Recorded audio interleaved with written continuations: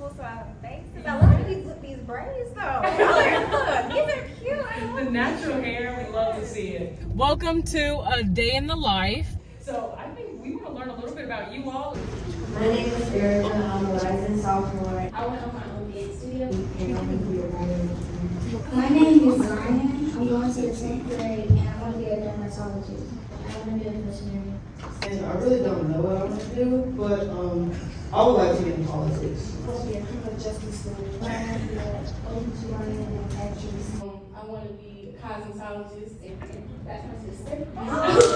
And you can be knocking out college while you're still technically in high school. You just wanna be the hot topic, hot topic. Hi, Team Toppers. Welcome to A Day in the Life. I'm Tania. I'm Naya. My future sister-in-law. Yeah. And we are gonna stop by Starbucks first, but today we're gonna speak to some young girls Impact at Lawson State Community College. I'm super excited, but we have a couple of errands to run before we get to the community college. So first stop, Starbucks. Let's get fueled up. Don't break us down. Don't start my hopes. Light ice, oat milk, Don't break us down. and that should do it on that one. Then we're gonna do A dragon fruit refresher. a dragon fruit refresher. Light ice, Lemonade or water? Lemonade. lemonade, Light. light ice, and grande. I got my matcha. Thank you so much. And a water. Like literally, I already drank half of it. It's so good.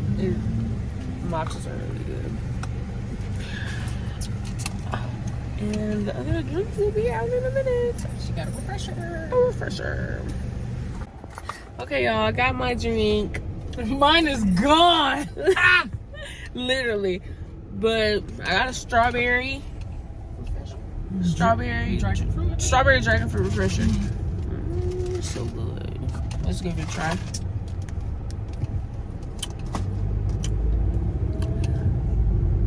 It's Starbucks. Yay. And now we are headed to the new station. Yeah, we'll be there and we're gonna meet up with Amber.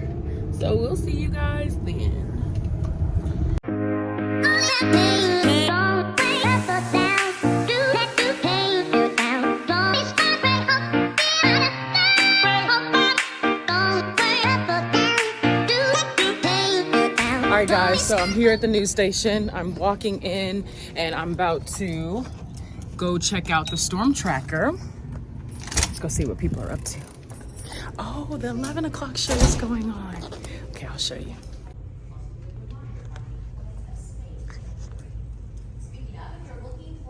Guys, we actually have a sand bucket full of keys. Amber, what do you have to say about this? Girl, this is my regular routine, y'all. Okay, look, literally, I just come in every morning. I don't think my car key is in there. Is this my key? Yeah, this is my key. And I just come and get my key, and you put it in here because we all share cars. So I mean, everyone has to put their key in the bucket. Okay. All right, let's get out of here. Okay, guys, this is our whip for the day. Hey, you want to sit back here? Oh my gosh, this is gonna be so cool. Yay. Oh man. Oh, there are seats in the back. I didn't even know that. Okay, well, this is what we'll all fit in. You're gonna be like a whole tech person. I know, that's what I was saying. Amber finally made it. Woo! Whoop-de-woo! We just made it in. This is my future sister-in-law, Naya. It's nice to meet you. I'm a hugger. Me too. It's nice to meet you. Lawson. Oh man, I think I missed it.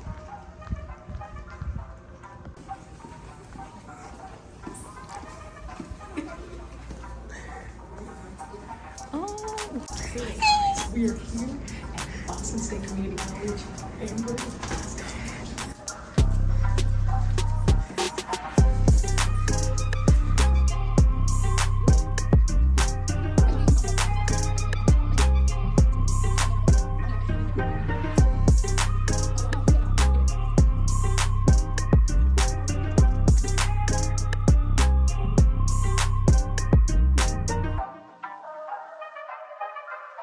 Yeah, because I'm videoing up here. You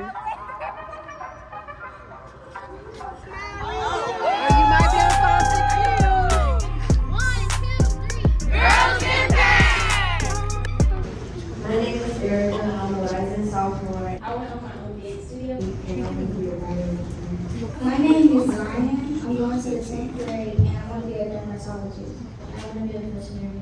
And I really don't know what I want to do, but I would like to get in politics. I want to be a criminal justice lawyer. I want to be an open to learning and actress. I want to be a cosmetologist. And that's my sister. You got it. There we go. I gotta say my name. Oh, and what do you want to do?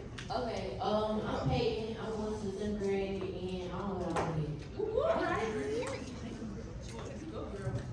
Okay, my name is Lady. I'm going to the 8th grade. What I want to do is graduate.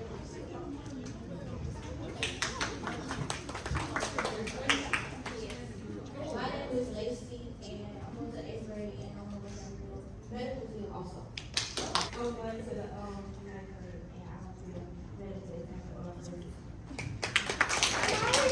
When I grow up, I want to study pharmaceutical science and I want to be a veterinarian. How many of you have already passed the first test and you didn't even know you were going through a test? You didn't even know. The crazy thing is, if you think about the career fields that you want to be in the next few years, at some point you're going to have to stand up, introduce yourself, speak clearly, with confidence, and every single one of you have already done that. So can you give yourselves a round of applause? And then Amber, listen to this. They've already passed test number 2. There's another test. There's another test. I'm sorry. She did that. There's another test. The second test is that when I asked you what you wanted to be when you grew up, do you know how much that takes? That means you're a dreamer. That means you have aspirations. That means you have a plan in place. And even for those of you who aren't exactly sure, it means that you're at least thinking about it. And to think about the future means you passed test number 2. So can you give yourself a round of applause for that? I have some questions for you. Let's start with you. So yes, you went to Alabama State University, right? Okay. Can you explain that transition from high school to college and what that was like for you? Okay. So I'm like a lot of you out here. I had to get out of my shell, and Tia's gonna make me talk this whole time. But coming out of state, I mean, I was definitely shy. I hated talking. I was scared by people, honestly. I hated it. And knowing that I had to at some point, get out in the field and actually get to know people, you have to prepare yourself in a way where you're like, okay, I need to put my P's and Q's together and understand. I need to know what I want to do. I want to know what I want to be in life. And honestly, I didn't know what I wanted to do. I was so confused. I mean, when I graduated, I was like, I don't know what I'm going to do. I don't know what I'm going to be. I mean, heck, when you graduate high school, you don't know what you want to do in college. And you get that fear, like, I don't know what I want my major to be. I don't know what I'm going to do in life. I mean, you guys, like she said, pass that first step. You know what you want to do. That's the first step you need to have. When I got out, I mean, I just had this degree and know where I was going. And I just knew someone and I ended up going straight into my field. So that comes to the part where you guys need to actually connect and break out of your shell. The more people you know, the more you never know who you're going to need later on in the future. Those connections that you keep will be those same people that can open doors to you later on. So for me, my professor actually opened my door. And I mean, I didn't have to lift a finger at all. I didn't have to lift a finger. He was just like, hey, I have this position for you. I mean, we're going to just jump you straight to your field. And I made sure to pay attention, made sure to actually go out, and instead of just doing in the courses, in the classes, I made sure to go out and do more than just pay attention in class. I went out in the, Community? yeah. Went in the community, went out besides the classroom and whatnot, got to meet people, got to know people, and then that's kind of how I went to my home. So Amber, when did you figure out that you wanted to become a photojournalist? So from high school, no, actually, let's take it back. When you were in high school, did you already know that you wanted to go to college, and how did you make that decision? Yeah, how did you know you wanted to go to college? Okay, so I didn't want to go to college at first. I did not want to go through that work again. High school is hard enough. I did not want to go and do class again. But like she said, when she introduced me, I was part of the Jefferson County Visual School of Arts. That's where I started photography. If Anybody goes to Chase Valley here or McAdoo? Anyone goes to Chase Valley? No. Oh, well, I see a hand kind of in there. I mean, you just don't raise your hands. Okay, okay. If you went to Chase Valley, I mean, we had a great program, and that's kind of what introduced me to photography. And I didn't know what photography was, but we did old school photography. And then when I went to college, I took photojournalism courses as well as going into my major. And I was like, okay, this is fun. And what people don't know is just working with that type of technology, working with cameras every day, and going out and shooting these different projects. I mean, I was all over the place, honestly. During the pandemic, I know y'all were in high school during the pandemic, right? I mean, some of you were in high school, middle school, some of y'all were in the pandemic. Elementary. Y'all were in elementary school. Goodness. Y'all, my age. Anyway, with the pandemic going on when I was still in school, I mean, that was a hard time for us trying to transition and whatnot. So it was kind of hard for me to understand what I needed to do to get my foot out there. And I went out, there were some events going on, and just being able to meet people, talk to people, and being able to tell my own story with the camera, I mean, that was the fun part. That's awesome.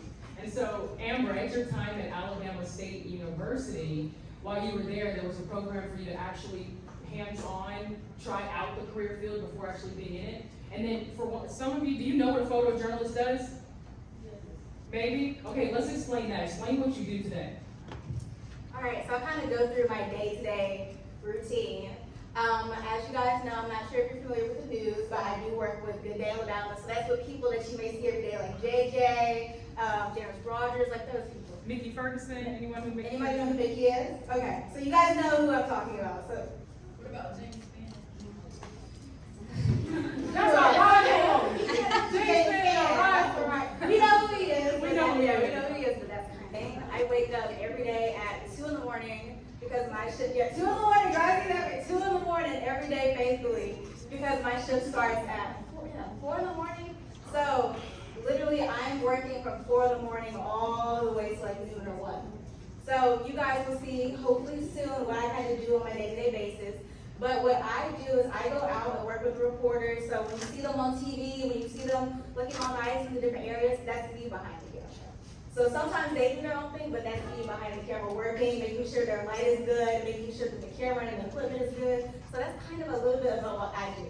I also go out and have fun, go on the fun shoots, like we have Festivals. Yeah, I mean, we have a lot. We have festivals. I mean, recently I went all the way, I don't know if you guys know about Sheehaw Mountain, but I went all the way to Sheehaw Mountain like last week and was able to do like a whole story about how we can go glamping. So, glamorous camping. That was a little interesting, but mosquitoes ain't for us. Mosquitoes are not our type. Mosquitoes are not our type. But literally that's kind of my day-to-day thing. So I am the girl that's behind the camera making sure that everything looks good, the equipment's good. And I'm also the only black female photographer that we have right now. I think so. Yeah, the only black female photographer. So I gotta represent myself as well as a black female. That's good. For me personally, I don't know if you heard of the dual enrollment program or if you guys have that in your high school. Highly recommend taking advantage of that. So when she mentioned introducing me that I got 2 associate's degrees before I graduated high school, it's because I took advantage of dual enrollment. So I took those college classes while in high school. I think I started 10th grade, and I took all my prereqs. I took math, science, English, all these different science classes, chemistry and physics and stuff like that. And it wasn't the fact that I knew I wanted to go to college, but I was like, I'm not doing this twice. So if you have the opportunity to knock it out while you're in high school, those college classes replace your high school classes. And so a lot of some of the negativity that I got while taking dual enrollment was that when I was in high school, you kind of miss out on some of those high school activities throughout the day. And so people would try to discourage you and say, oh, well, you're not really getting the high school experience. Well, I still play sports. I still was the president of my class. I made sure that I was still involved in ways, after school programs, and I would drive to, once I got my license, I would drive to my dual enrollment classes. Some of them were online, and then I would come back to high school And after school, play the sports, go to practice and stuff like that. And so that allowed me to accelerate my career, but also the important part of it was that it really helped me to mature quicker. Because when you're thrown into your first semester, that fall semester, it is extremely hard. And dual enrollment was hard just like that, but it gives you just a little taste of college before actually being in it. So you can start slow, you can take one class here, one class there, and I basically started, like I said, you take math, I forgot, what the Algebra 101 or something like that. All like math. Yeah, you take those math classes, and when you realize when you go back to college, you retake those same classes you already took in high school, so you really repeat yourself. The algebra classes you take in high school, you have to go back and take it your fall semester when you go to college too. So if you can take advantage, talk to your counselors, take advantage of dual enrollment, that'll give you that opportunity to test college just to see if you like it. Because if you don't want to go to college, that's okay, but it doesn't hurt you, it only helps you because it's free. The state pays for it. I'm not exactly sure how it works in the state of Alabama because I went to school in Georgia. I know we have some people in Georgia. They call it the dual enrollment program. It used to be called Move On with Ready in Georgia.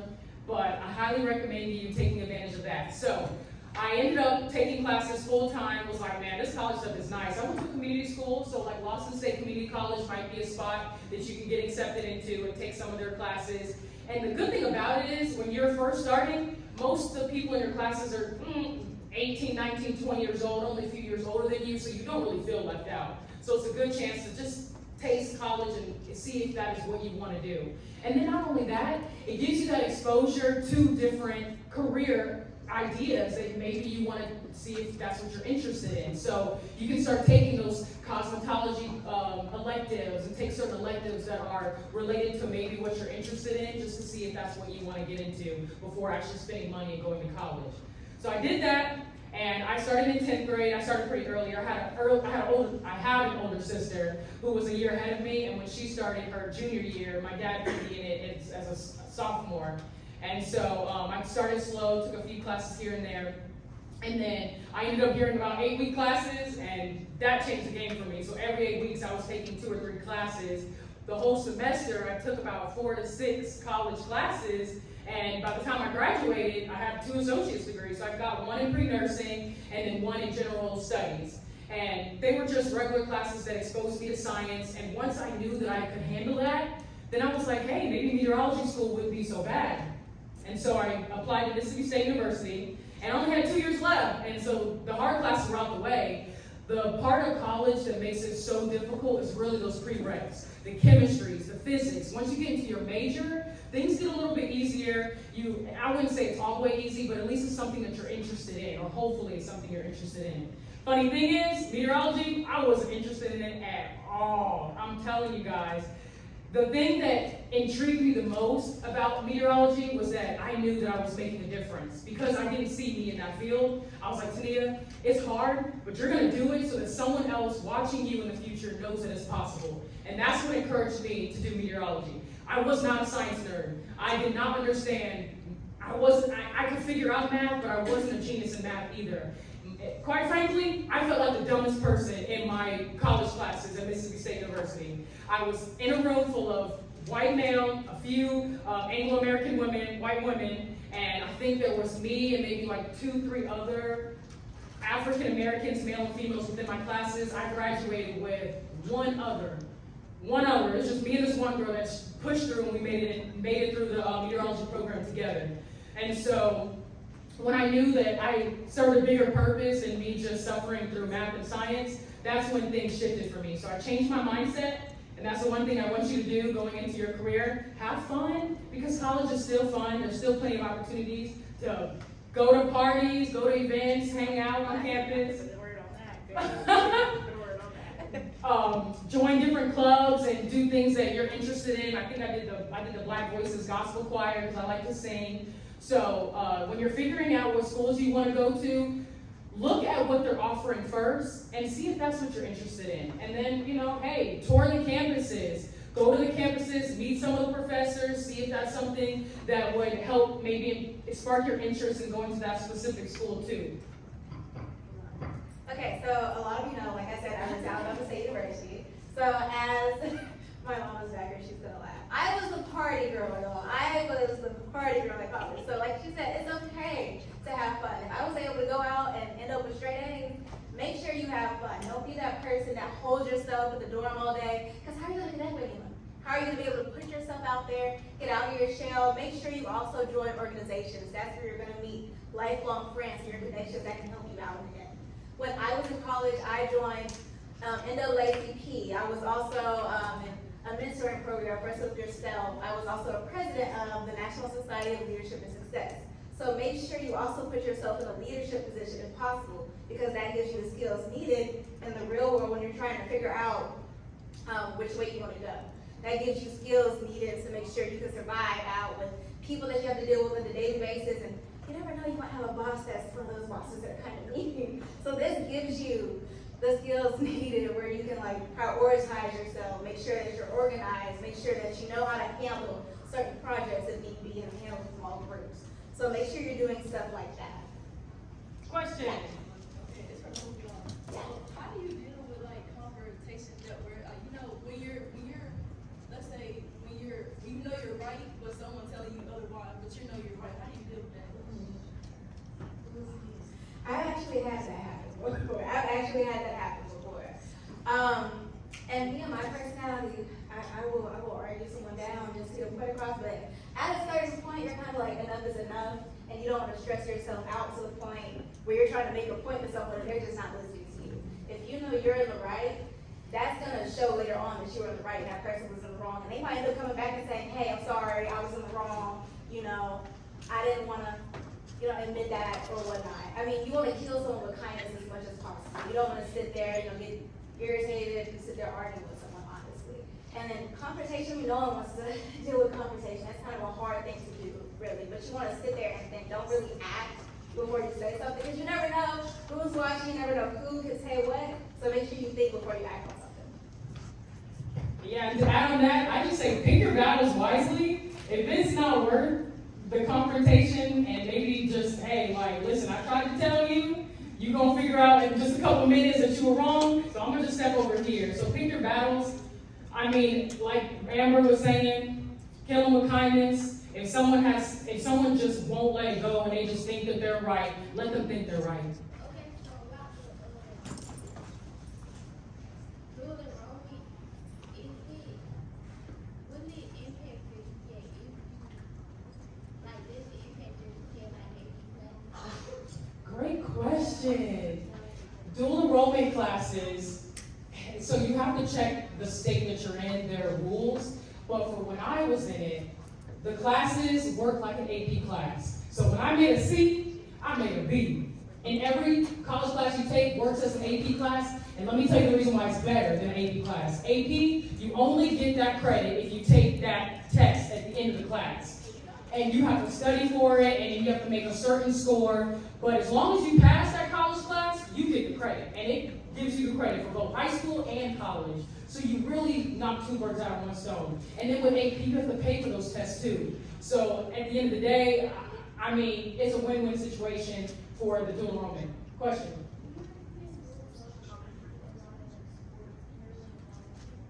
I played soccer, volleyball, and I was on the swim team. And so I recommend it. To be honest, I had more time because I would drive in my college class. It was like 1 hour out of the day. I would come home, work on a little schoolwork, maybe have one more class, and then I was done for the day. Your hours are a lot more limited because they split the classes like Monday, Wednesday, Thursday, Friday. So maybe Friday, what is it usually? Tuesday, Thursdays. And then a lot of times, or sometimes classes are Monday, Wednesday, Fridays. So you actually have more free time throughout the day to focus on your homework. And the thing that I had to incorporate was the commute back and forth to the different community colleges. So if you take some of them online, you can sit at school in your library, in your high school, sit at school, do your homework, and then you're already there for when practice starts at 5:30 or 6 o'clock. All right, Amber, I got a question for you. No, the question's at the end. Okay, so what was the transition like from college to work? Yeah, when you got your first job. So honestly, I thought I was done with waking up super early when I left college. I know even though you wake up super early for school now, just imagine like going to college and then When you're a freshman, honestly, they will kind of schedule you for an 8 a.m. class. I will go ahead and put that in there now. Get your early morning classes out the way if you can, because then you'll have that extra time to do whatever you need later on in the day. So get those out the way. I know y'all don't want to wake up at 8 in the morning in college, but later on, girl, I know it was a struggle. It was a struggle. But I know, like, when you get done with those 8 a.m. classes, your freshman or your junior year, whatever you get them done, when you go to your major courses later on, you have to wake up that early. So go ahead and make that sacrifice early on, and then you get to stay in late when you get in later on. But I wasn't used to like going out of college because I was so used to sleeping in and whatnot. But I had the tools in my tool belt already from when I graduated college. So make sure you're paying extra attention to your major courses. And it's easier, like Tia said, when you're getting a major because you're focusing on what you really want to do. But the transition was super smooth. I couldn't wake up early. I could never wake up early. But Now, did you have to apply for jobs? know. Yeah, how did you get your first job? Like I said earlier, I was not prepared at all when I graduated. So I was working at Victoria's Secret when I was in college. I was working at like Bath and Body Works and whatnot. So I'm sitting here thinking, I don't know what I'm gonna do. I'm just working at Bath and Body Works my whole life. I mean that's it. I'm just gonna be sitting here selling candles. There's nothing else to it. But like I said, I had that connection. So when I say connections are so important, you're gonna hear me say this so many times, or others saying connections are so important. My professor actually texted me and said, hey, there's an opening at the station nearby. Can you just go talk to the supervisor and whatnot and just let him know who you are and see if you like it? Ended up going over there, spoke to him. He saw that I had potential and was just like, okay, so when can you start? I'm like, I haven't even graduated yet. Like, what do you mean when can I start? I haven't even left college yet. So it's really a funny story how I started because I didn't even get a Christmas break. I didn't go anywhere. I wanted to go to Florida. I didn't even get to go. So honestly, as soon as I graduated, I went to work. Like, not even a week later, I went to work. I mean, the fact that I had to get an apartment in Montgomery so quickly and had to literally throw up my robe from graduation and then throw on my work clothes just that quickly. I mean, that's a lot of people don't get to say that they graduated and got a job out their field that quick. So make sure, even though I didn't apply for anything, make sure that you're utilizing your connections, don't even apply like when you're graduating. Apply maybe once you start your senior year. That's when you need to start applying for jobs. I didn't do that, so I had to struggle a little bit, but as you can see, we made it out to here. But the transition was smooth and everything worked like normal. And I see some of y'all kind of have Some questions? We'll start this way and then we'll go. Well, you haven't asked one yet. Go ahead. Monisha?